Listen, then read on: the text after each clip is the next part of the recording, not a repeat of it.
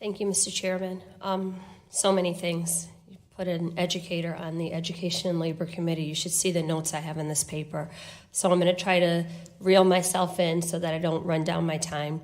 I didn't realize that one of my colleagues that I spoke about earlier, Sean Sheehan from Oklahoma, is in the room. I'm glad you're here. We hear a lot about regulations, and Mr. Scafidi, you talked about how schools should be free from regulation. So not a question, a statement. I'm glad that my colleague, Marcia Fudge, brought in the fact that these are not regulations. These are laws. That's what I was getting to. So just rest on this for a minute.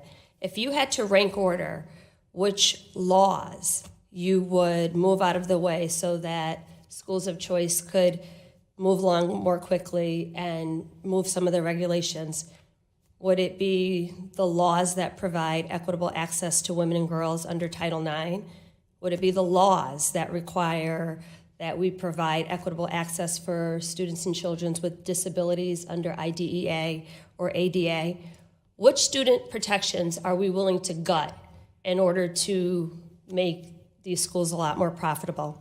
The next thing I would ask you, in Mr. Scafidi's testimony, he argues that a $41 billion investment would give over 5 million children scholarships to attend private schools of their choice. My question for everyone on the panel, and it doesn't require an answer because I think it's self-evident, what happens to the other 45 million children that attend our public schools? What happens to those kids? So finally, I come from a state where we have the largest equity gap in the country. My district houses some of the wealthiest and some of the poorest communities. We're talking about bringing it back down to the local level. One thing that I will agree with Mr. Scafidi on is that we need to listen to teachers and the people who are closest to the pain are closest to the solutions. We have some valuable information to provide, so I guess there is some value in having a teacher on this committee. What happens if there's no school in the area that I'm living in that decides to cater to students with disabilities? How does a student in a city like Waterbury, Connecticut, not get left behind in this type of a system? And then I think more importantly, because this is the thing we haven't talked about, we talk about the connection with, Ms. King, you talked very eloquently about the role of parents and the role of communities. What happens to a kid who doesn't have a parent who knows how to advocate for them? Anyone who's heard me speak knows that my grandmother raised me. My grandmother didn't drive. She had a 5th grade education. My mother was an addict. Am I not entitled to a high-quality public education? Who's advocating for me and children like me? If what we're saying is only the people with the loudest voice and the biggest megaphone and who live in the best communities should have the best public education, isn't it our role as legislators, as educators, as leaders to advocate for the people who don't have a voice?